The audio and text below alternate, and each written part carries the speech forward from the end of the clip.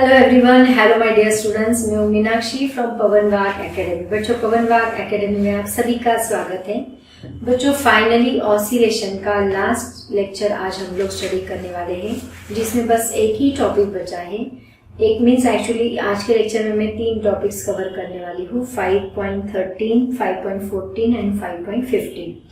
तो आज हमारा ऑसिलेशन चैप्टर खत्म होगा। नेक्स्ट लेक्चर से हम लोग एक नया चैप्टर स्टार्ट करेंगे, ठीक है। तो बच्चों, आज विदाउट वेस्टिंग टाइम हम लोग स्टार्ट करते हैं आज का लेक्चर।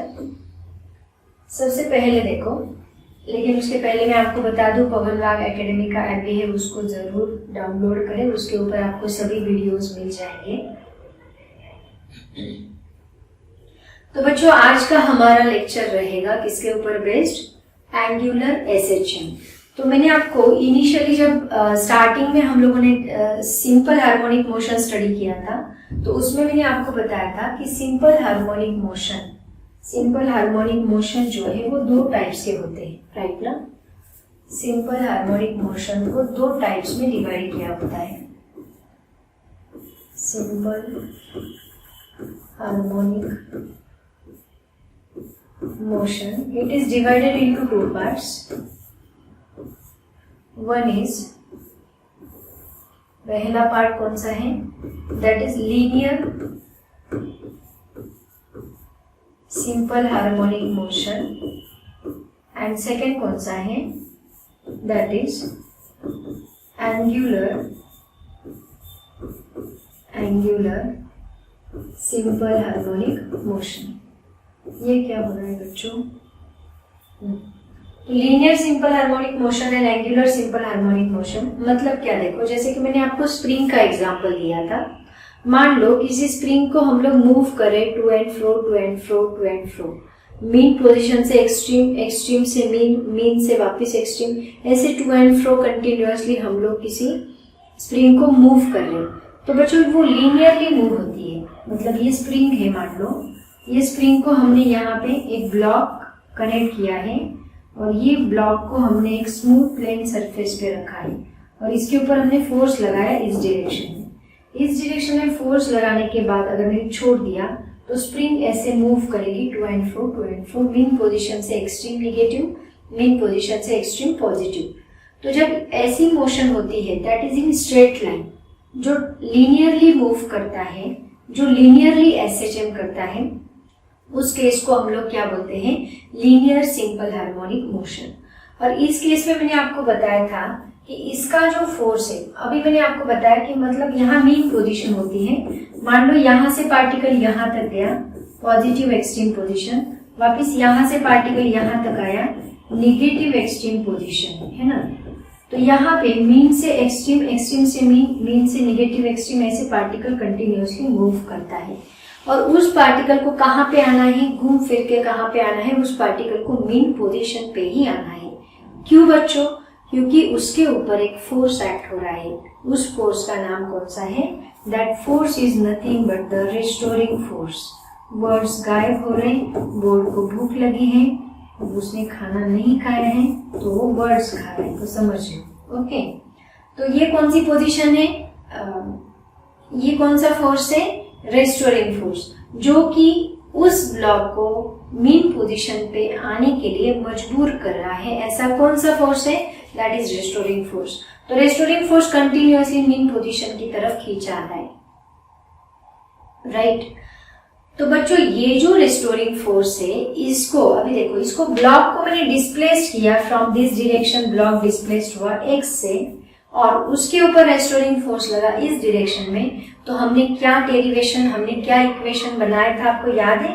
हमने इक्वेशन बनाया था, restoring force is directly proportional to -x। ये फॉर्मूला हमने बनाया था, है ना। Restoring force is directly proportional to -x, ये फॉर्मूला हमने बनाया था। और इसी को हमने क्या लिखा था आगे जाके? F is equal to -k into x. Okay, k is constant here, right? k क्या होता है यहाँ पे? कांस्टेंट होता है।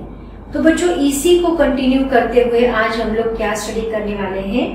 Angular SHM, angular simple harmonic motion. इसमें हम लोग क्या करेंगे? देखो, यहाँ पे अगर आपको दिख रहा होगा तो यहाँ पे एक डिस्क है, राइट ना। ये डिस्क को हमने सेंटर से एक स्ट्रिंग को टाई करके उसको रिजिड सपोर्ट को लगा दिया। अभी मैं क्या करने वाली हूँ, देखो मैं थोड़ा सा है ना आपको एक्सप्लेन करने की कोशिश करती हूँ, थोड़ा सा मैं आपको बताती हूँ। मतलब वहां पे एक्चुअली डिस्क है, इसको टॉर्शनल पेंडुलम कहते हैं। क्या कहते हैं इसको? Torsional pendulum. तो क्या होगा देखो बच्चों, मैं आपको है ना थोड़ा विजुअलाइज करने की कोशिश करती हूँ, आपको समझ में आता है कि नहीं। वैसे प्रैक्टिकल्स आपके होते होंगे है ना, उसमें टॉर्शनल पेंडुलम का भी प्रैक्टिकल है। अगर आप अपनी कॉलेज की फिजिक्स लैबोरेटरी में जाओगे तो अपने टीचर्स को पूछो कि टॉर्शनल पेंडुलम कौन सा है, वो आपको दिखा देंगे। तो वैसे भी आप लोग कर सकते हैं। अभी देखो, अभी तक मैं क्या कर रही थी, अभी तक मैं इसको ऑसिलेट कर रही थी ऐसे, है ना। अभी तक जितने भी एक्टिविटीज मैंने किए उसमें सब में मैंने यही किया है, इसको ऑसिलेट कर दिया। तो ये मीन पोजीशन से एक्सट्रीम की तरफ मूव हो रहा है। सर दिख रहा है क्या? बॉल दिख रहा है? ओके। तो अभी आज मैं क्या करने वाली हूँ पता है कि आज मैं उसको ऐसे मूव नहीं करने वाली। आज मैं क्या करूंगी, इसको है ना, इसको हमने ऐसे पकड़ा तो अभी ये मीन पोजीशन पे है, तो मैं अभी क्या करूंगी, इसको मैं ऐसे कुछ एंगल से है ना रोटेट कर दूंगी। तो ये क्या होगा देखो, रोटेट होगा, एक जगह जाके रुकेगा, वापिस वो क्या करेगा, दूसरी जगह से रोटेट होके वहीं पे जाएगा मीन पोजीशन पे, वापिस रोटेट होके रुकेगा, फिर वापिस रेस्टोरिंग फोर्स की वजह से वो मीन पोजीशन पे जाएगा। समझ में आ रहा है बच्चों? समझ में आ रहा है? तो मान लो ये उसकी मीन पोजीशन से, तो मैंने क्या किया, उसको स्मॉल एंगल से इसको डिस्प्लेस कर दिया, स्मॉल एंगल से इसको डिस्प्लेस किया और छोड़ दिया। छोड़ने के बाद वो क्या कर रहा है देखो, रोटेट हो रहा है, एक्सट्रीम पे जाके रुक रहा है, वापिस मीन क्रॉस करके निगेटिव एक्सट्रीम की तरफ जाएगा, वापिस रोटेट होके कहाँ पे आएगा, एक्सट्रीम की तरफ आएगा। तो बच्चों ये क्या कर रहा है पता है क्या, ये भी वही कर रहा है जो लीनियर में हो रहा था। लीनियर में पार्टिकल एक्सट्रीम जाता है, मीन आता है, निगेटिव एक्सट्रीम जाता है, मीन आता है। लेकिन ये क्या कर रहा है, रोटेट होता है, कुछ एंगल एक्सट्रीम जाता है, फिर वापिस रोटेट होके मीन को क्रॉस करके एक्सट्रीम जाता है, वापिस रोटेट होके मीन को क्रॉस करके एक्सट्रीम जाता है। तो ये जो स्ट्रिंग है, ये जो डिस्क है, ये भी तो वही करेगी। इसको क्या कहते हैं पता है कि इसको टॉर्शनल पेंडुलम कहते हैं। आपकी लैबोरेटरी में इसके रिलेटेड प्रैक्टिकल्स होते होंगे। तो ये रोटेट होगा, एक्सट्रीम पे जाएगा, वापस रोटेट होके मीन पे आएगा। तो बच्चों यहाँ पे फोर्स नहीं है। फोर्स को हम लोग एंगुलर में, फोर्स रोटेशनल में किससे रिप्लेस होता है आपको पता है? फोर्स रोटेशन में टॉर्क से रिप्लेस होता है। फोर्स को कौन रिप्लेस करता है? टॉर्क। अगर आपको पता नहीं तो मैं बता देती हूँ। देखो ये जो है, इसको मुझे है ना ऐसे मूव करना है। मैं ऐसे एक फोर्स लगाऊं तो ये लीनियर मोशन करेगा, मतलब ऐसे मूव होगा। एक फोर्स लगाओ तो इसी के ऊपर मैंने दो फोर्सेस लगा दिए। एक फोर्स मैंने ऐसे लगा दिया, एक फोर्स ऐसे लगाया, तो ये क्या करता है, दो फोर्सेस, कपल ऑफ फोर्स लगाए। इक्वल एंड अपोजिट फोर्सेस को कपल ऑफ फोर्स कहते हैं। कपल ऑफ फोर्स से क्या होता है, रोटेशन आता है बॉडी में। जैसे कि मुझे किसी जार का ढक्कन खोलना है तो मुझे रोटेशन लाना पड़ेगा। मैं ऐसे खोलूंगी ना, मुझे स्टीयरिंग घुमानी है, गाड़ी चला रही हूँ 4 व्हीलर और स्टीयरिंग घुमानी है तो मुझे ऐसे फोर्सेस लगाने पड़ते हैं। या फिर बाइक चला रही हूँ तो ऐसे फोर्सेस लगाने पड़ते हैं, एक इस डायरेक्शन में एक इस डायरेक्शन में, ऐसे खींच लूं, है ना। तो ये क्या है बच्चों, ये टॉर्क है। रोटेशन में टॉर्क होता है एंड एंगुलर में क्या होता है, फोर्स होता है। मतलब रोटेशन में फोर्स किसको रिप्लेस कर रहा है, टॉर्क को रिप्लेस कर रहा है। So force is replaced in a torque. Torque को हम लोग टाउ भी खा लिया बोर्ड में। टॉर्क को हम लोग क्या लिखेंगे, टाउ लिखेंगे। Tau is the Greek letter. और x किसको रिप्लेस करता है, x रिप्लेस करता है थीटा को। मतलब लीनियर डिस्प्लेसमेंट किसको रिप्लेस करेगा, एंगुलर डिस्प्लेसमेंट को रिप्लेस करेगा। v किसको रिप्लेस करेगा, ओमेगा को रिप्लेस करेगा। m किसको रिप्लेस करेगा, m मास किसको रिप्लेस करेगा, ये क्या हो रहा है, मास रिप्लेस करेगा मोमेंट ऑफ इनर्शिया को। Understand everyone. तो ये सभी चीजें रिप्लेस करती है, रिप्लेस होती है लीनियर टू रोटेशन। तो बच्चों अभी देखो यहाँ पे मैं क्या करूंगी, इसको मैं थोड़ा सा है ना रफ कर दूं, इसको रफ कर देते हैं। यहाँ पे मैं रोटेशनल की बात करती हूँ क्योंकि एंगुलर SHM देखना है ना हमें। तो यहाँ पे देखो, जैसे कि force is directly proportional to -x है, माइनस एक्स क्यों लिया आपको याद है ना, restoring force this direction, displacement this direction, दोनों इक्वल एंड अपोजिट है, opposite direction is opposite here, that's why we have to take the minus sign, negative sign. तो यहाँ पे अभी हम लोग क्या करेंगे, एंगुलर एसएचएम को मैं लिखती हूँ torque, torque is directly proportional to minus theta, जैसे कि यहाँ फोर्स को रिप्लेस कर दिया टॉर्क ने, torque is directly proportional to minus theta. तो इसी को हम लोग कैसे लिखेंगे, यहाँ पे तो मैं अभी कांस्टेंट के नहीं ले सकती, वो तो इसने ले लिया, अब इसके लिए मैं दूसरा सिंबल लेती हूँ, that is c into theta. समझ में आया बच्चों? तो एंगुलर एसएचएम को हमें डिफाइन करना है, इसको हमें डिफाइन करना है। तो इसको डिफाइन कैसे करेंगे, देखो लीनियर एसएचएम को हमने कैसे डिफाइन किया था, it is a periodic motion, periodic oscillatory motion, और it is a simple harmonic motion in which force is always directed towards the mean position, right?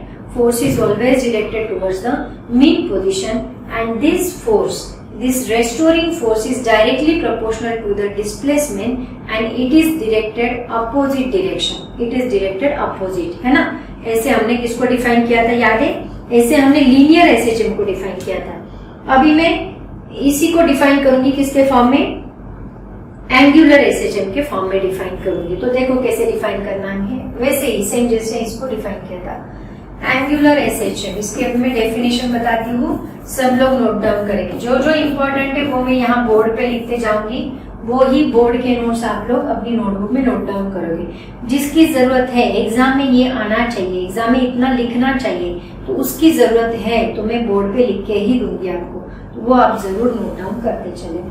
Angular SHM को कैसे डिफाइन करेंगे, देखो in angular SHM it is a simple harmonic motion, simple harmonic motion, harmonic motion and periodic motion, ऐसे भी बोल सकते हैं, and periodic motion, periodic oscillatory motion, ऐसे बोलो, पीरियोडिक मोशन है, सिंपल हार्मोनिक मोशन है, oscillatory motion in which torque, torque कौन सा है यहाँ, restoring torque, restoring torque is always directed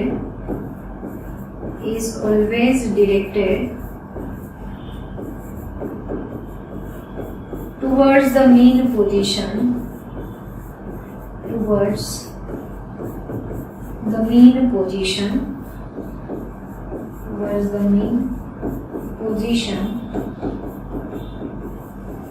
always directed towards the mean position, and the torque is directly proportional to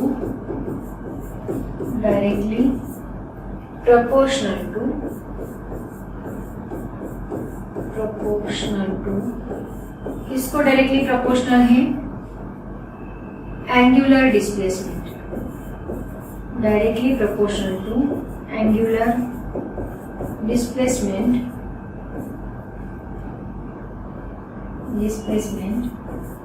and direction is opposite, direction is opposite to that of angular displacement।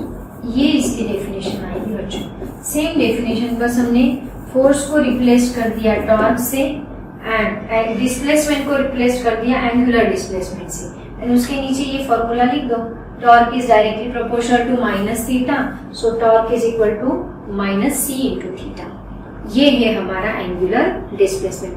बच्चों अभी हम लोग देखते हैं कि ये angular displacement का differential equation क्या आएगा, जैसे कि उसका डिफरेंशियल इक्वेशन आपको याद होगा ही, होप सो। अभी उसी का डिफरेंशियल इक्वेशन अभी हम लोग एंगुलर के फॉर्म में लिखने वाले हैं। तो चलते हैं नेक्स्ट टॉपिक की तरफ। इसका चाहे तो स्क्रीनशॉट ले लो, फिर मैं नेक्स्ट टॉपिक लेती हूँ। देखो डिफरेंशियल इक्वेशन ऑफ एसएचएम।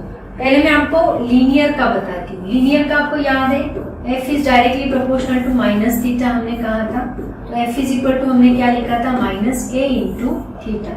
इसी को हम लोग कैसे लिखते हैं बच्चों, मास इंटू एक्सेलरेशन। ये थीटा इधर शिफ्ट किया, सॉरी थीटा कहाँ से आ गया मैम, ये x होना चाहिए है ना, I am so sorry, x। ये थीटा इस साइड शिफ्ट किया, के एक्स इस साइड शिफ्ट किया, तो दैट इज इक्वल टू 0 बनेगा। तो बच्चों ये जो है एक्सेलरेशन की जगह पे हमने क्या लिखा था, d2x by dt square plus k x is equal to 0। And इसी को हमने क्या कहा था, इसको हमने कहा था differential equation of linear SHM. तो बच्चों यहाँ पे हमें पता है m किसको रिप्लेस कर रहा है, वी नो दैट m किसको रिप्लेस कर रहा है, I को। मैंने लिखा ना अभी प्रीवियस स्लाइड पे लिखा, देखो m किसको रिप्लेस कर रहा है, I को। x किसको रिप्लेस कर रहा है, थीटा को। फोर्स किसको रिप्लेस कर रहा है, टॉर्क को। एंड k किसको रिप्लेस कर रहा है यहाँ, c को। ये सभी बातें बस इतनी भी दिमाग में रहेगी आपकी, आप इजीली उसका डिफरेंशियल इक्वेशन वगैरह लिख सकते हैं। तो चलो स्टार्ट करते हैं differential equation. As we know that, ऐसे ही लिखोगे बच्चों, as we know that torque is directly proportional to minus theta, ऐसे हम लोग लिखेंगे। As we know that torque is directly proportional to minus theta, then torque is equal to minus C into theta हम लोग लिखेंगे। But बच्चों जो torque है, दैट रेस्टोरिंग टॉर्क जो है, restoring torque is equal to होता है, अगर आपको रोटेशनल डायनेमिक्स याद है तो मैंने वहां पे ये फॉर्मूला डिराइव करके दिया है। अगर आपने रोटेशनल डायनेमिक्स के वीडियोस नहीं देखे हैं बच्चों तो उसको जरूर देखें। टॉर्क इज इक्वल टू क्या होता है, that is equal to I into alpha. यहाँ आई क्या होता है, here I is equal to moment of inertia. Moment of inertia क्या होता है, मोमेंट ऑफ इनर्शिया का फॉर्मूला याद है आपको, मोमेंट ऑफ इनर्शिया का फॉर्मूला होता है mr स्क्वायर, है ना। And alpha is equal to होता है एंगुलर एक्सेलरेशन। एंगुलर एक्सेलरेशन अगर आपको याद नहीं होगा तो मैं इसका फॉर्मूला याद दिला दूं।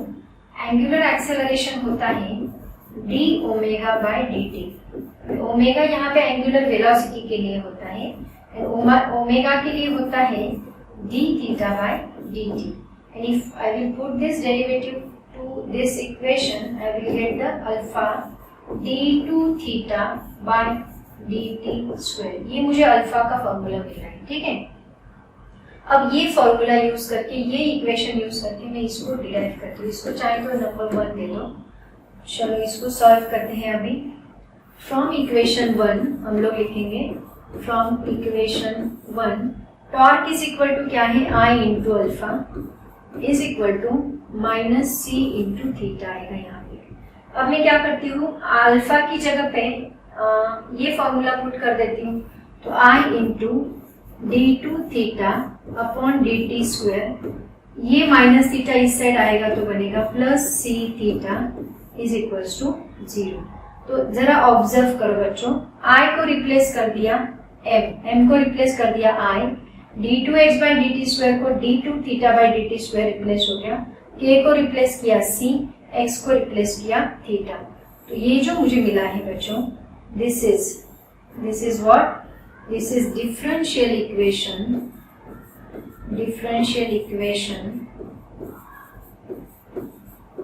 Of angular SHM। This is differential equation of angular SHM। तो इसका स्क्रीनशॉट ले लो बच्चों, it is very very important. आपको बहुत बार ये एग्जाम में पूछा जा सकता है। इससे हमें और एक बात पता चलती है, देखो यहाँ पे अगर मैं अल्फा का फॉर्मूला बनाना चाहूँ, या अल्फा मतलब क्या, एंगुलर एक्सेलरेशन का फॉर्मूला अगर मैं बनाना चाहूँ तो उससे हमें क्या पता चलता है, देखो इस फॉर्मूले से बनाती हूँ मैं। I into alpha is equal to क्या है, माइनस सी इंटू थीटा है। तो अल्फा इज इक्वल टू क्या होगा, minus C into theta divide by I. तो इसमें सी एंड आई ये दोनों भी क्या है, these are the constant terms, c and I are constant. तो इससे हमें पता चलता है alpha is directly proportional to theta रहेगा। इसका मतलब क्या, angular acceleration is directly proportional to angular displacement. Angular acceleration is directly proportional to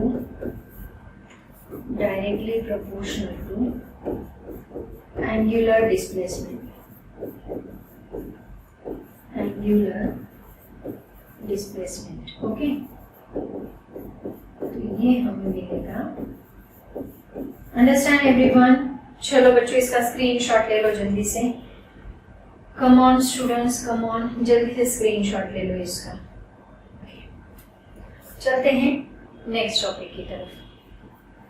angular simple harmonic motion. अब एसएचएम, अच्छा इसकी डेफिनेशन यहाँ पे लिखनी थी, कोई बात नहीं, यहाँ पे वही डेफिनेशन कॉपी करनी है, आपको समझ में आ जाएगा. मैं आगे चलती हूँ, डेफिनेशन यहाँ पे कॉपी करनी थी. नेक्स्ट देखो बच्चों, अभी क्या है, time period of angular SHM हमें देखना है. टाइम पीरियड का फॉर्मूला याद है. टाइम पीरियड क्या होता है? टाइम पीरियड का मतलब होता है time required to complete, time required to complete one oscillation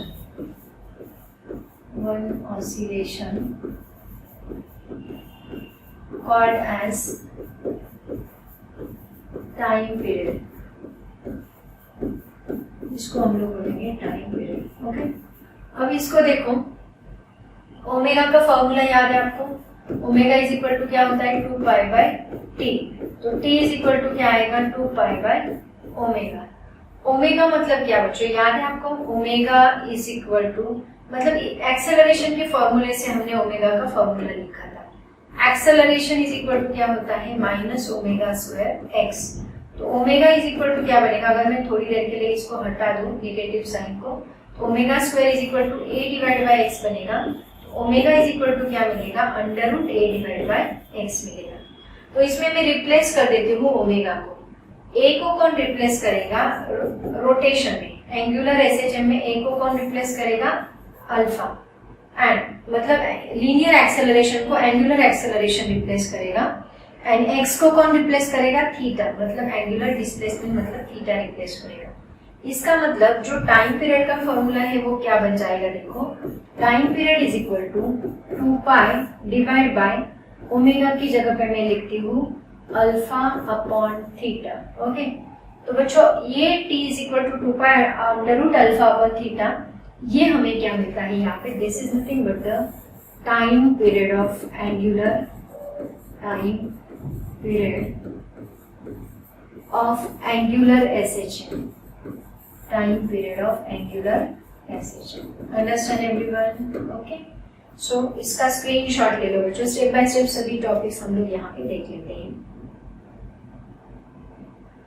okay, चलते हैं नेक्स्ट टॉपिक की तरफ. अब यहाँ पे बहुत ही एक इंटरेस्टिंग फेनोमेनन हम लोग देखने वाले हैं. हम लोग क्या करने वाले हैं? देखो, एक्चुअली टॉपिक क्या है मैं बता देती हूँ आपको. Magnet vibrating in uniform magnetic field. हमने क्या किया है बच्चों, इसका फॉर्मूला हमें डिराइव करना है. टाइम पीरियड का फॉर्मूला भी हमें यहाँ पे डिराइव करना है. बहुत सिंपल टॉपिक है देखा जाए तो. हमने क्या करना है, देखो हमने क्या किया है, एक मैग्नेटिक फील्ड ऐसे ली है. मतलब मान लो यहाँ एक नॉर्थ पोल रखा, एक साउथ पोल रखा, ठीक है. और यहाँ से नॉर्थ टू साउथ क्या रहेगी? मैग्नेटिक फील्ड रहेगी. ऐसी उसकी straight line, magnetic lines of force ऐसे पास हो रही है, मान लो नॉर्थ टू साउथ पोल की तरफ. बस इसको क्या किया उन्होंने? अपोजिट कर दिया, मतलब ऐसे रख दिया. यहाँ नॉर्थ रखा, यहाँ साउथ रखा. तो लाइंस कैसे जा रही है? अपवर्ड डायरेक्शन में लाइंस जा रही है. एंड इन अपवर्ड डायरेक्शन में एक मैग्नेट को क्या किया? सस्पेंड किया. तो मैग्नेट को ऐसे मैग्नेटिक फील्ड के अंदर सस्पेंड कर दिया. मतलब एक रिजिड ऊपर एक थ्रेड लिया, मान लो थ्रेड को एक्सिस को कनेक्ट किया, सेंटर एक्सिस को, और टाई किया और उसको ऐसे छोड़ दिया. छोड़ने के बाद क्या ऑब्जर्व किया गया? ये जो मैग्नेट है वो कुछ ऐसे रोटेट होके मैग्नेटिक फील्ड लाइंस को पैरेलल ऐसे इक्विलिब्रियम पोजीशन में आ जाएगा. Clear everyone? इमेजिन करने की कोशिश करो बच्चों, इमेजिन करोगे उतना अच्छे से आपको क्लियर होगा. क्या किया मैंने? मैग्नेटिक फील्ड लाइंस ली ऐसे, सब मैग्नेटिक फील्ड लाइंस ली ऐसे अपवर्ड डायरेक्शन में. नीचे नॉर्थ पोल है, ऊपर साउथ पोल है. दो मैग्नेट्स रखे, एक नॉर्थ साउथ के, और मैग्नेटिक फील्ड लाइंस ऐसी है. और उन फील्ड लाइंस के अंदर हमने एक मैग्नेट को सस्पेंड किया और छोड़ दिया। छोड़ने के बाद वो अपने आप ऐसे रोटेट होके है ना खुद को ऐसे बना लेगा। ऐसे क्यों बनाएगा देखो, क्योंकि उसका जो नॉर्थ पोल है वो नॉर्थ पोल क्या करेगा, साउथ की तरफ अट्रैक्ट होगा, साउथ पोल क्या करेगा, नॉर्थ की तरफ अट्रैक्ट होगा और खुद को है ना इक्विलिब्रियम पोजीशन में रख देगा वो मैग्नेट। अब वो इक्विलिब्रियम पोजीशन में है।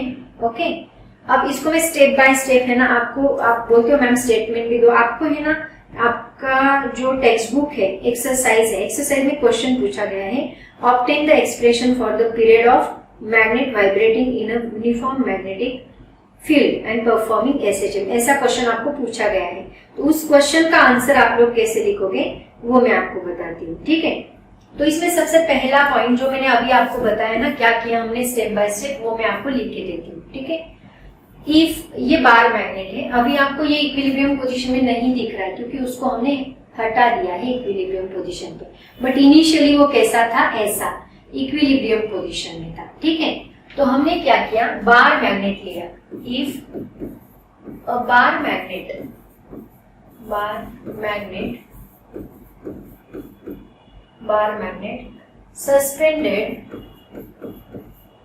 suspended in a uniform magnetic field,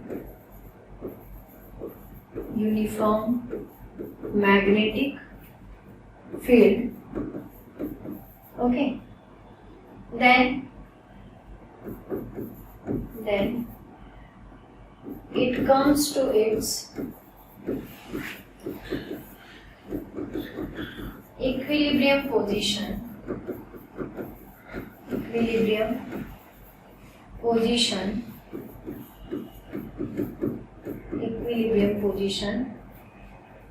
parallel to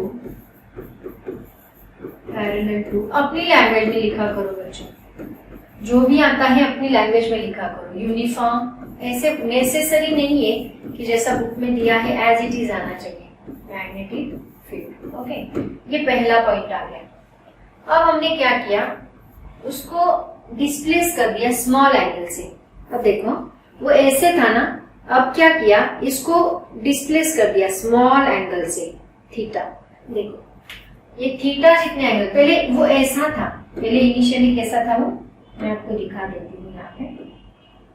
initially वो कुछ ऐसा था वो मैग्नेट ऐसा था इनिशियली। ठीक है, फिर इसको है ना डिस्प्लेस किया, कितने एंगल से डिस्प्लेस किया, थीटा जितने एंगल से उसको डिस्प्लेस किया। डिस्प्लेस करने के बाद क्या होगा बच्चों, वो अभी ऐसा रोटेट होना स्टार्ट करेगा, मतलब उसके ऊपर रेस्टोरिंग टॉर्क लगेगा। ठीक है, if the bar magnet displaced with the small angular displacement, displaced with the small angle, then it start to oscillate। कौन से oscillations रहेंगे अभी उसको, then it performs angular simple harmonic motion। आया समझ में, ये आपका सेकेंड पॉइंट रहेगा। ओके, क्या लिखोगे आप लोग यहाँ पे सेकेंड पॉइंट में, इफ, ये मैं रफ कर देती हूँ, इफ वाइट लेते हैं, if a bar magnet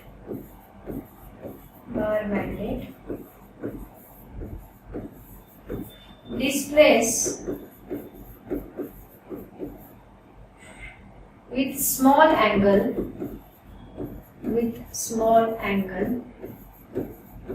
from its equilibrium position,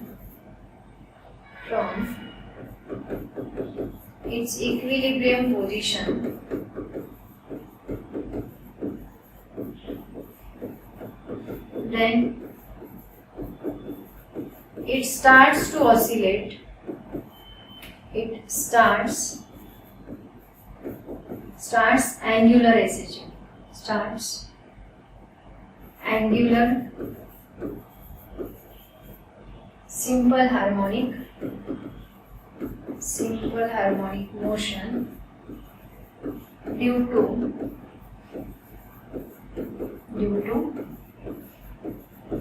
its restoring torque,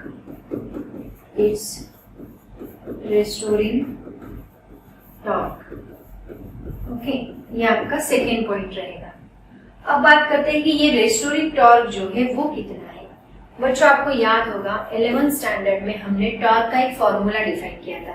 इसमें मैं दो चीजें कंसिडर करने वाली हूँ। First, let mu is equal to, mu क्या रहेगा यहाँ पे, magnetic dipole moment.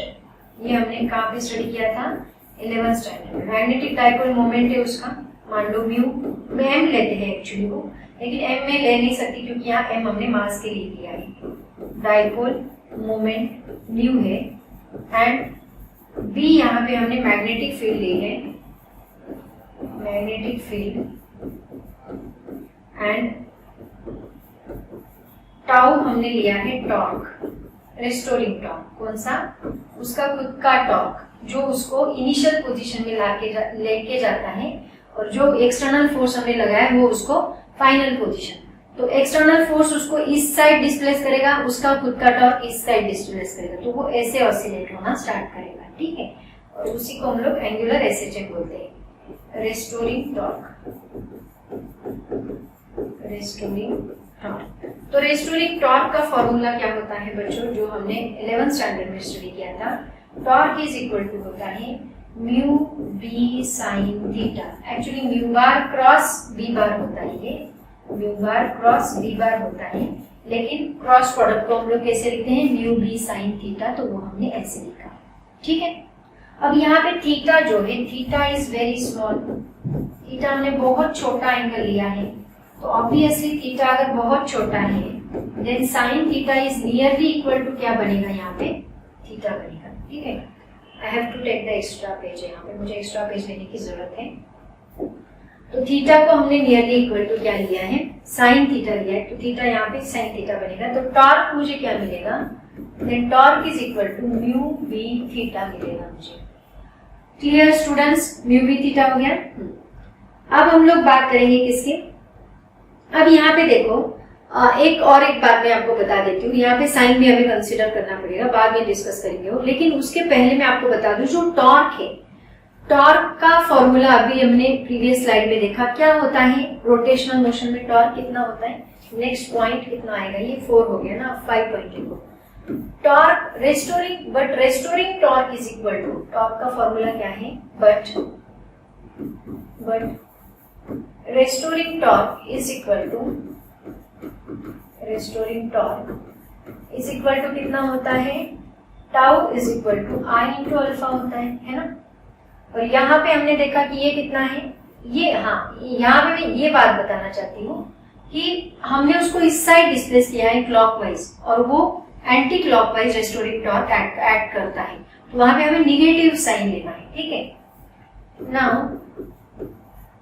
Torque is anti clockwise, torque acting on anti-clockwise direction, anti-clockwise direction, and theta is clockwise, so torque is equal to क्या बनेगा, minus mu B theta बनेगा, और ये value में यहाँ पे मैं दोनों को इक्वेट कर देती हूँ, therefore I into alpha is equal to क्या मिलेगा, माइनस म्यू बी थीटा, क्योंकि ये भी टॉर्क है ये भी टॉर्क है, तो ये दोनों को मैं इक्वल कर सकती हूँ। तो इससे मुझे अल्फा क्या मिलता है बच्चों, अल्फा इज इक्वल टू मिलता है minus mu B theta divide by I. वापिस यहाँ पे देखो, म्यू कांस्टेंट है, मैग्नेटिक डाइपोल मोमेंट कांस्टेंट है, बी कांस्टेंट है, आई कांस्टेंट है, mu B I are constants, मतलब ये कांस्टेंट है, therefore alpha is directly proportional to theta हम लोग बोल सकते हैं। ये सभी कांस्टेंट रखे तो ये इसको डायरेक्टली प्रोपोर्शनल आएगा, directly proportional to theta. Understand everyone, ये हो गया हमारा अल्फा का डेरिवेशन। लेकिन हमें किसका फॉर्मूला चाहिए बच्चों, टाइम पीरियड का, क्योंकि आपको टाइम पीरियड का फॉर्मूला इसके लिए पूछा जाता है। यहाँ पे मुझे टाइम पीरियड क्या मिलेगा, देखो टाइम पीरियड ऑफ मैग्नेट क्या आएगा, बार मैग्नेट। क्या है टाइम पीरियड का फॉर्मूला, अभी अभी हमने डिराइव किया था, है ना, T is equal to 2 pi by omega, मतलब T is equal to 2 pi divide by under root alpha divide by theta. ये फॉर्मूला हमने डिराइव किया था। अब यहाँ पे मैं विदाउट साइन ले लूंगी, इन मैग्नीट्यूड अगर मैं कंसीडर करूँ ओनली, यहाँ पे डिरेक्शन भी कंसीडर की है, लेकिन मान लो मैं बस मैग्नीट्यूड कंसीडर करूँ तो ये क्या बनेगा, alpha is equal to mu B theta divide by I. तो ये क्या बनेगा देखो, T is equal to 2 pi upon under root alpha, alpha कितना है यहाँ पे, mu B theta divide by I, divide by यहाँ पे थीटा है, ये थीटा, ओके। तो ये थीटा एंड ये थीटा यहाँ पे कैंसिल होगा and T is equal to क्या बनेगा, 2 pi under root I upon mu B. तो बच्चों ये मुझे मिलता है time period of bar magnet, okay.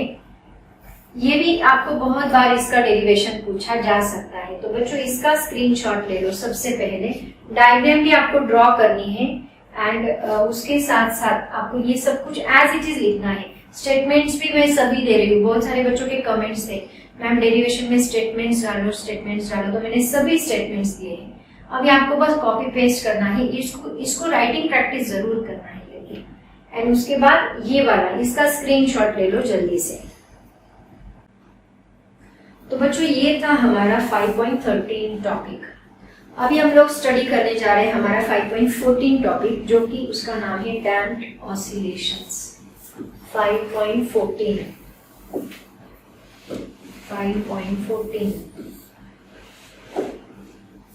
क्या नाम है उसका 5.14 का, दैट इज डैम्प्ड ऑसिलेशंस।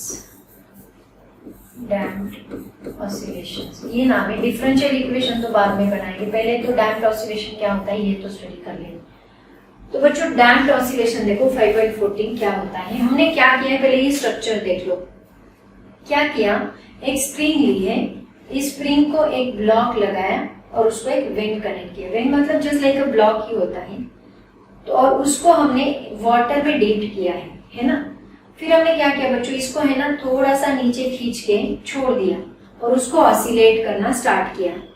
तो जब वो ऑसिलेट करेगा तो धीरे धीरे उसका एम्पलीट्यूड बहुत इनिशियली बहुत बड़ा एम्पलीट्यूड रहेगा। तो मैं अगर इसकी डायग्राम निकालूं तो कुछ ऐसे आएगी, देखो इनिशियली उसका एम्पलीट्यूड बहुत बड़ा यहाँ से स्टार्ट होगा क्योंकि हमने उसको नीचे खींचा फिर छोड़ा। तो ये इनिशियली तो मैक्सिमम पोजीशन पे रहेगा, फिर धीरे धीरे धीरे धीरे धीरे धीरे धीरे धीरे पानी की वजह से उसका ड्रैगिंग फोर्स उसके ऊपर एक्ट होगा और धीरे धीरे धीरे धीरे उसके ऑसिलेशंस 0 पे आ जाएंगे। मतलब इनिशियली एम्पलीट्यूड बहुत बड़ा था, तो ये पीरियोडिक ऑसिलेशंस है और इसका एम्पलीट्यूड ग्रेजुअली डिक्रीज हो रहा है ना। ये पीरियोडिक ऑसिलेशन से एंड एम्पलीट्यूड ग्रेजुअली डिक्रीज हो रहा है और इसी ग्रेजुअली डिक्रीजिंग एम्पलीट्यूड को ही हम लोग क्या बोलते हैं, डैम्प्ड हार्मोनिक ऑसिलेशंस। और ये जो है इसको हम लोग क्या कहते हैं, डैम्प्ड ऑसिलेटर कहते हैं। समझ में आया? जो ग्रेजुअली डिक्रीजिंग एम्पलीट्यूड होता है उसको हम डैम्प्ड हार्मोनिक ऑसिलेशंस बोलते हैं और उस ऑसिलेटर को हम लोग डैम्प्ड ऑसिलेटर बोलते हैं। तो बच्चों इसका फोर्स अलग रहेगा, इसका डिफरेंशियल इक्वेशन अलग रहेगा, इसका एम्पलीट्यूड अलग रहेगा, इसकी एंगुलर फ्रीक्वेंसी अलग रहेगी, उसका टाइम पीरियड अलग रहेगा, सभी चीजें अलग रहेगी जो सिंपल हार्मोनिक ऑसिलेटर होता है उससे। उसमें भी हमने स्प्रिंग ली थी, यहाँ पे भी स्प्रिंग ली है, लेकिन उसको हमने क्या किया, पानी में डीप कर दिया। तो उसकी वेलोसिटी की वजह से इसका एम्पलीट्यूड क्या हो रहा है, डिक्रीज हो रहा है। ऐसे ऑसिलेशंस को हम लोग क्या बोलते हैं, डैम्प्ड हार्मोनिक ऑसिलेशंस बोलते हैं, not simple, damped harmonic oscillations. ठीक है, तो अभी देखो इसका ये जो है ये इसकी वेलोसिटी पे ऊपर इस पानी में क्या लग रहा है, ड्रैगिंग फोर्स लग रहा है। ड्रैगिंग फोर्स की वजह से उसको डैम्पिंग फोर्स भी कहा जाता है, ड्रैग करने वाला फोर्स उसको डैम्पिंग फोर्स भी कहा जाता है। तो वो डैम्पिंग फोर्स वेलोसिटी के ऊपर डिपेंड कर रहा है ना। तो उसका फॉर्मूला भी है, लेकिन उसके पहले हम लोग देख लेते हैं कि डैम्प्ड ऑसिलेशंस की डेफिनेशन क्या है। तो डेफिनेशन आप कैसे लिखोगे, ये डायग्राम तो मैं बाद में बना के दूंगी, आपको डायग्राम ड्रॉ करके दूंगी, लेकिन पहले हम इसकी डेफिनेशन देख लेते हैं। डैम्प्ड ऑसिलेशन मतलब क्या होता है, definitions. It is a periodic oscillations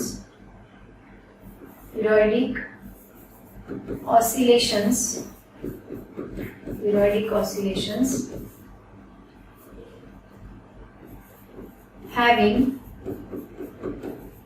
gradually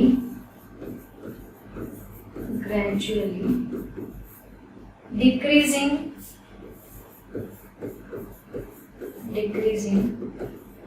amplitude,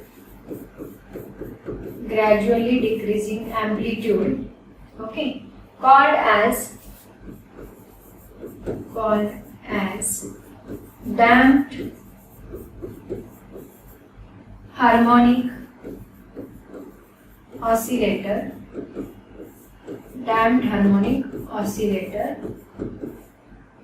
oscillations, and oscillator is called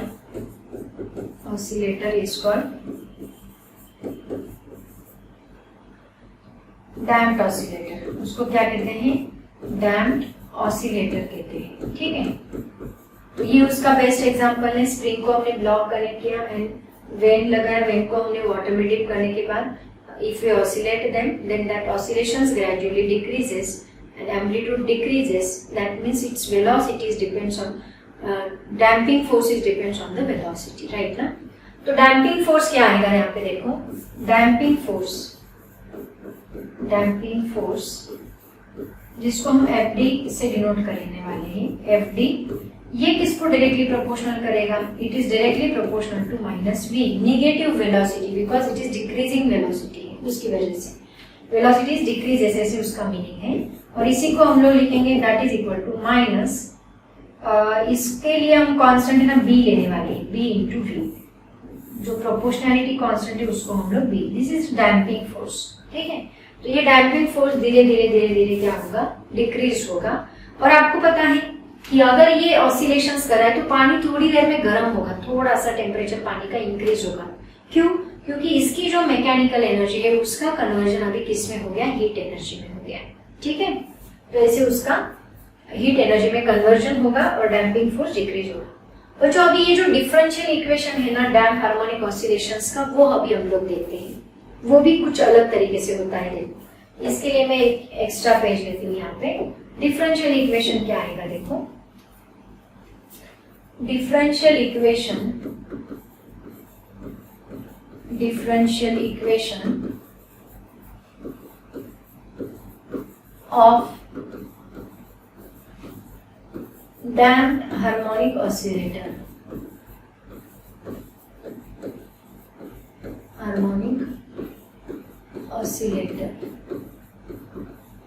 देखो क्या होता है ना, the spring force is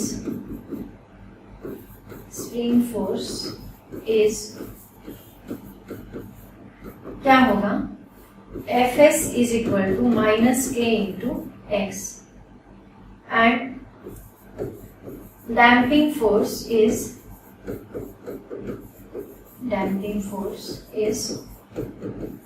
Fd is equal to minus d into v, है ना।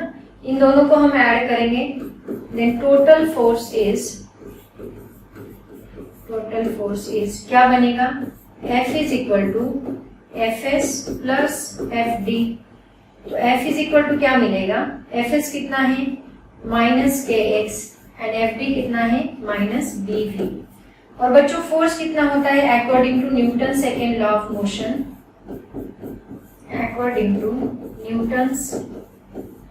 Second law of motion, F कितना होता है? That is equal to mass into acceleration. ये क्या बनेगा देखो,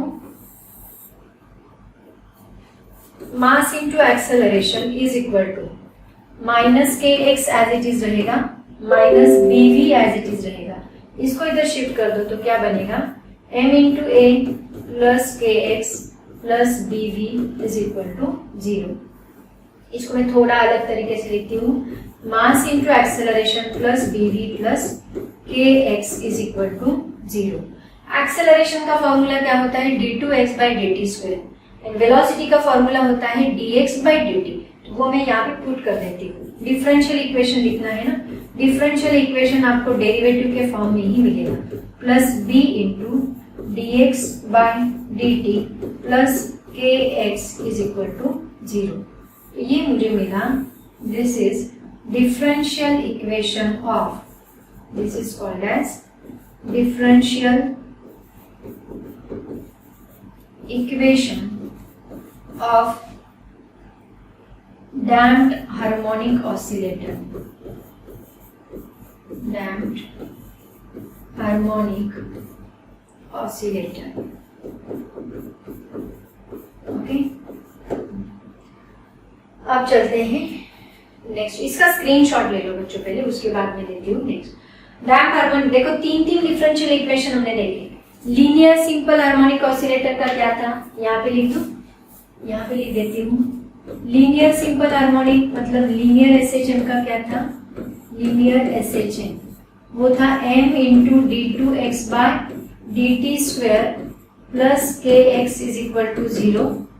नेक्स्ट एंगुलर एसएचएम का क्या था, एंगुलर एसएचएम उसका था I into d2 theta by dt square plus c into x, c into theta sorry, plus c into theta, c into theta is equal to 0। Damp harmonic है ना। उसके बाद अभी क्या देखा, ये वाला, this is differential equation of damp harmonic oscillator, वो ये वाला। ऐसे तीन लीनियर इक्वेशंस हमने देखे, डिफरेंशियल इक्वेशंस है ना। तो इसका स्क्रीनशॉट ले लो। अभी हम लोग है ना इससे रिलेटेड कुछ टर्म्स है, उसके बारे में मैं आपको बताती हूँ। मतलब डिस्प्लेसमेंट क्या आएगा, एम्पलीट्यूड क्या रहेगा उसमें, एंगुलर वेलोसिटी, एंगुलर फ्रीक्वेंसी क्या रहेगी, टाइम पीरियड क्या रहेगा, उसकी हम बात करते हैं। ये देखो, तो बच्चों इससे डिफरेंशियल इक्वेशन का जो सॉल्यूशन हमें मिला वो क्या था, मतलब x क्या था। देखो पहला डिस्प्लेसमेंट,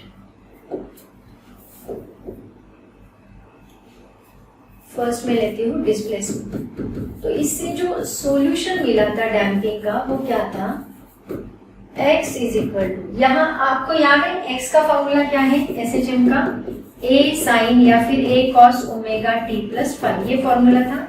यहाँ पे हमें फॉर्मूला क्या मिलता है, a into e raise to minus 2t, sorry 2t नहीं dt, e raise to minus bt divide by twice m into cos omega dash t plus five. यहाँ ओमेगा डैश क्यों लिया समझ में आए, ओमेगा डैश मैंने इसलिए लिया क्योंकि एंगुलर फ्रीक्वेंसी भी चेंज होने वाली है। और बस एम्पलीट्यूड नहीं आया बच्चों, एम्पलीट्यूड के साथ और एक टर्म आ गई, कौन सी, minus bt upon twice m वाली e की term.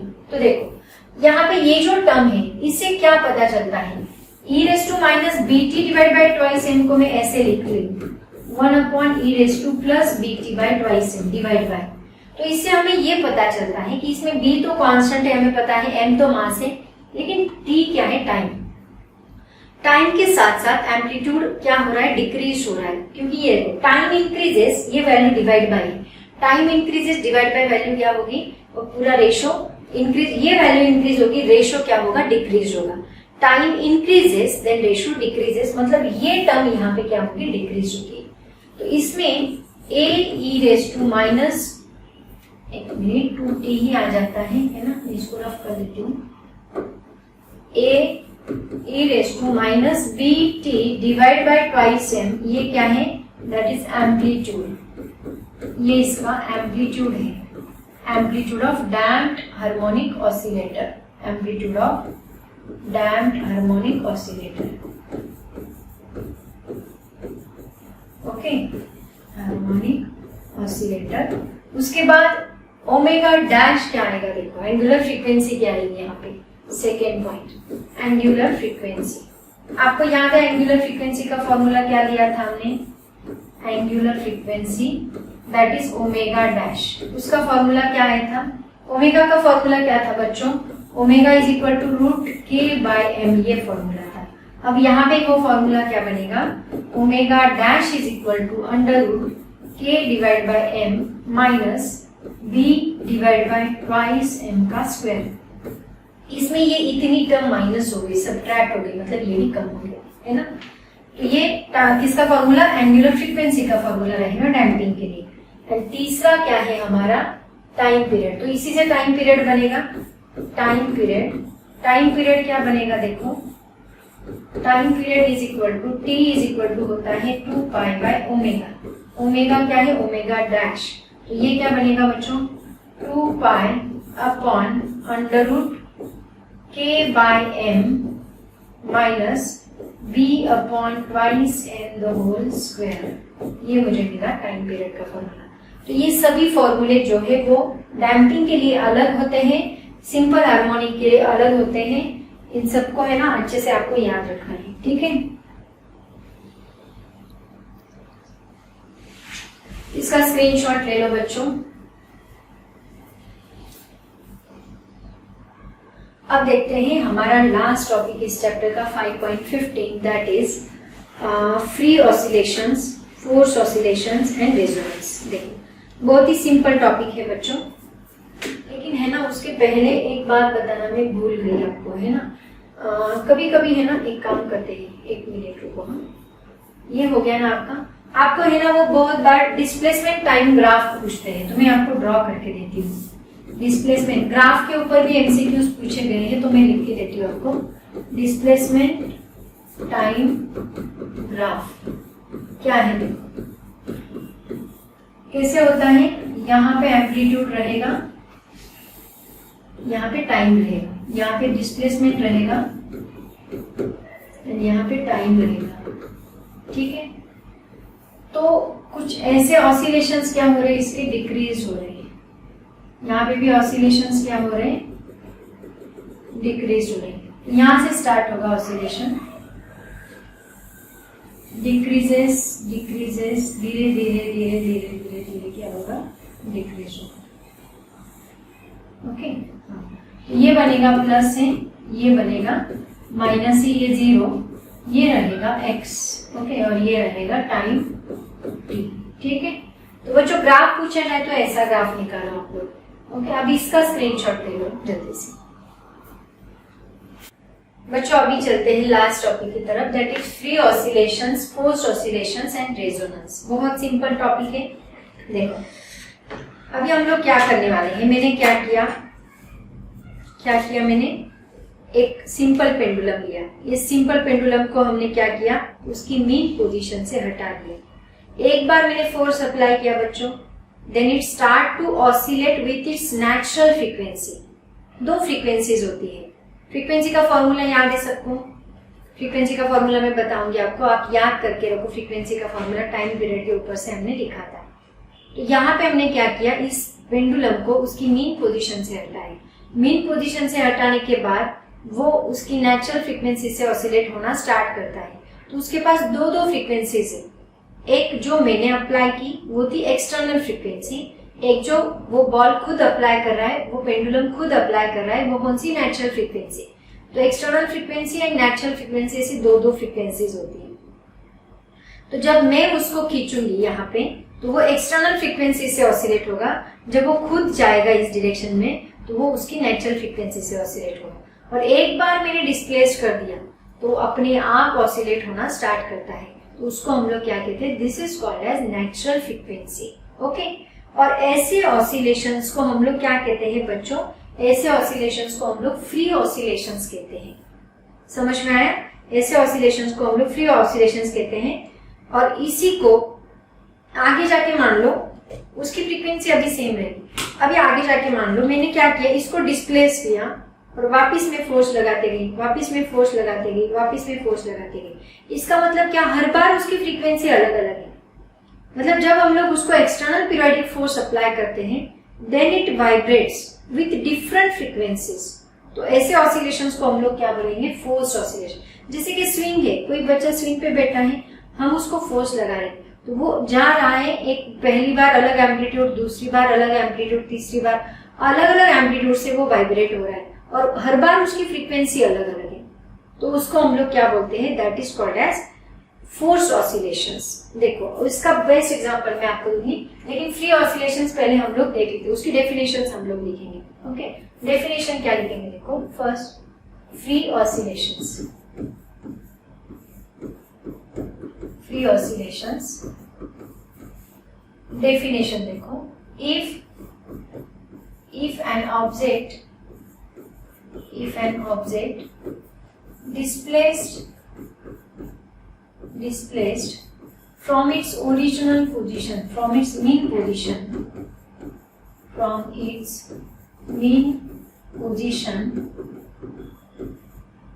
and released, then it starts to oscillate. It starts to oscillate with its own frequency. उसी को हम लोग क्या बोलेंगे? उसी को हम लोग बोलेंगे नेचुरल फ्रीक्वेंसी, और नेचुरल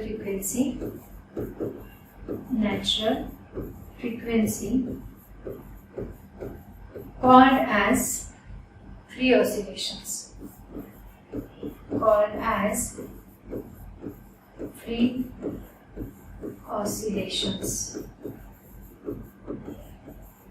ओके, इसको कहते हैं फ्री ऑसिलेशंस। और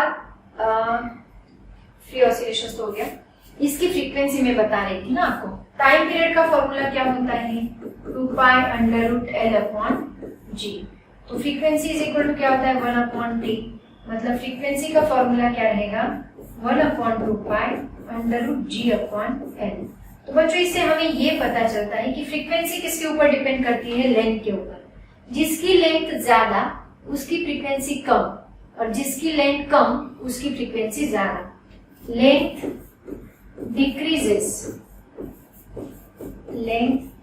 decreases then frequency increases। ये बात याद रखो, फ्रीक्वेंसी इंक्रीजेस। इसकी और एक डेफिनेशन दूं मैं, इजी डेफिनेशन। और आप इसको डिफाइन कैसे कर सकते हैं? देखो, और when body vibrate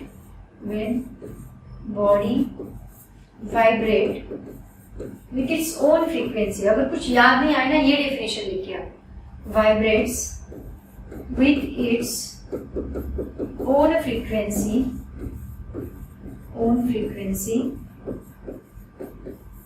called as free oscillations,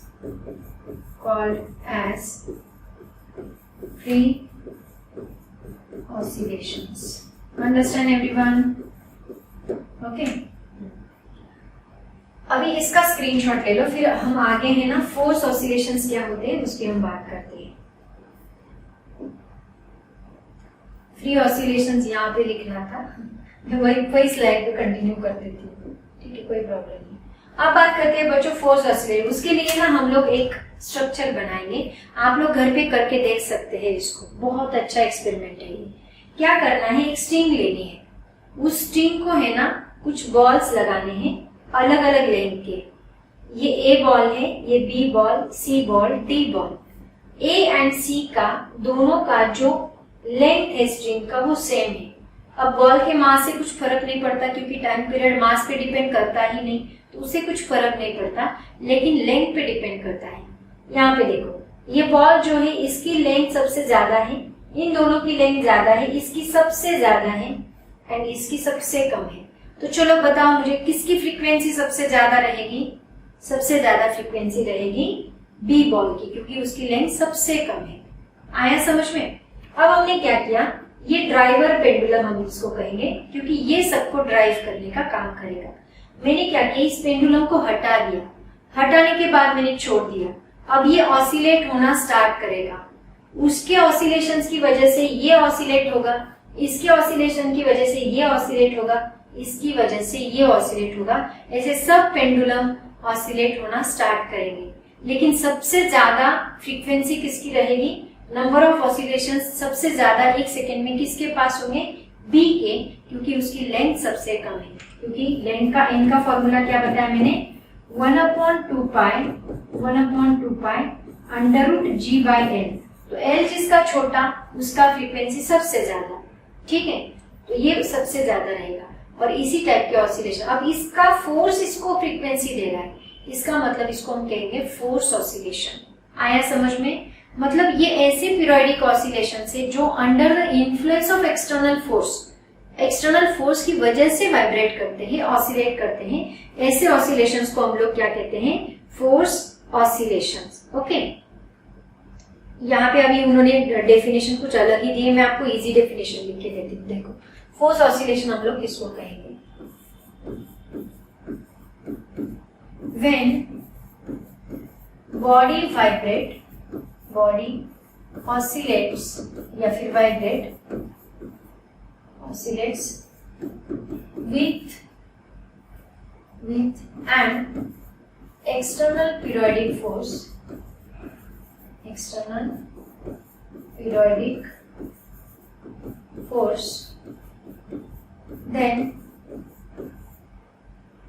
its frequency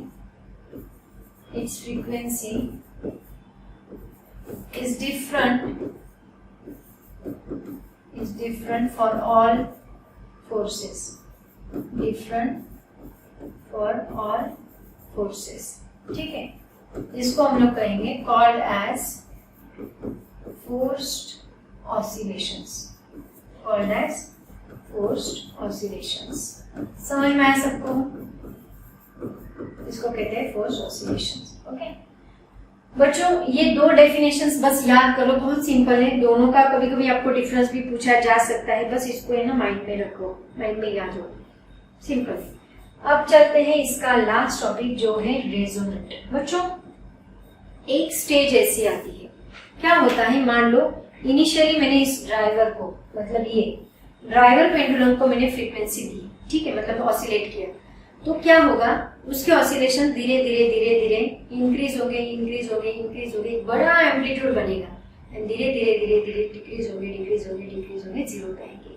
मतलब देखो क्या होगा, धीरे धीरे इंक्रीज हो गए, बड़ा एम्पलीट्यूड बनेगा, धीरे धीरे इंक्रीज हुआ, बड़ा एम्पलीट्यूड बनेगा, एंड देन वापस डिक्रीज होना स्टार्ट करेगा।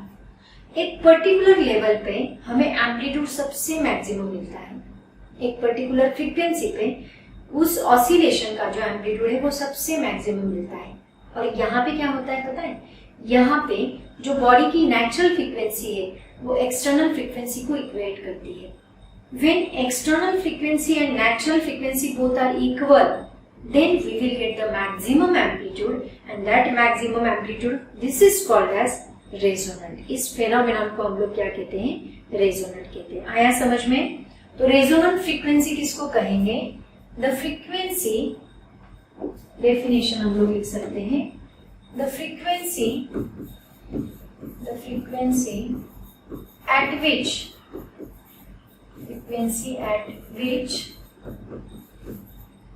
natural frequency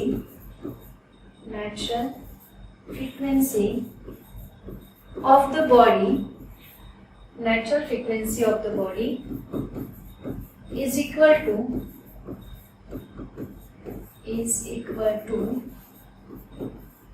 the external frequency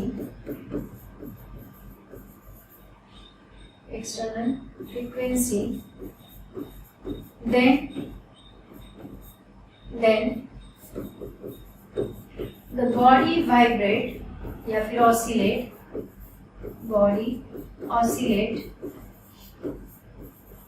with the large amplitude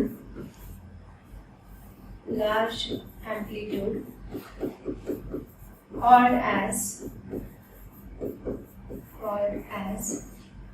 resonant frequency।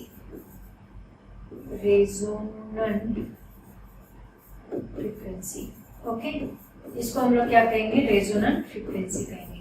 Understand everyone? और इसका ग्राफ ये आप लोग लिख सकते हैं, वेरी सिंपल स्टूडेंट्स। जो भी म्यूजिकल इंस्ट्रूमेंट्स होते हैं ना, उन सब में जो प्रिंसिपल यूज होता है वो यही है, कौन सा, रेजोनेंस। कहाँ पे इसके एग्जांपल आप लोग लिख सकते हैं, म्यूजिकल इंस्ट्रूमेंट है, एंड आगे जाके हम लोग एक एलसी सर्किट स्टडी करने वाले हैं, म्यूजिकल इंस्ट्रूमेंट्स एंड एक एलसी सर्किट रहेगा, एलसी सर्किट्स, ये भी हम लोग स्टडी करेंगे। तो ये सभी इसके एग्जांपल है, एलसी सर्किट, रेजोनेंस, ये सभी उसके एग्जांपल है। तो बच्चों, ये हमारा आज के लेक्चर का लास्ट टॉपिक था। इसका स्क्रीनशॉट ले लो, इसका नहीं, इसका स्क्रीनशॉट ले लो, है ना। तो बच्चों ये हमारा आज का लास्ट टॉपिक था। होप सो आपको सभी लेक्चर्स बहुत अच्छे से समझ में आ रहे हैं। अगर नहीं समझ में आ रहे तो वैसे मुझे कमेंट सेक्शन में कमेंट जरूर करें। मैं आपको पूरा सिलेबस कंप्लीट करके देने वाली हूँ, ये मेरा कमिटमेंट है। फिजिक्स को रटो मत, फिजिक्स को अंडरस्टैंड करो, फिजिक्स को इमेजिन करके स्टडी करने की कोशिश करो एंड राइटिंग प्रैक्टिस जरूर करो। तो बच्चों आज का लेक्चर यहीं पे खत्म होता है, आज का चैप्टर भी खत्म होता है। नेक्स्ट लेक्चर में हम लोग नेक्स्ट चैप्टर लेके आएंगे। तब तक के लिए ऑल द वेरी बेस्ट, पढ़ाई करते रहो। Thank you so much and bye bye.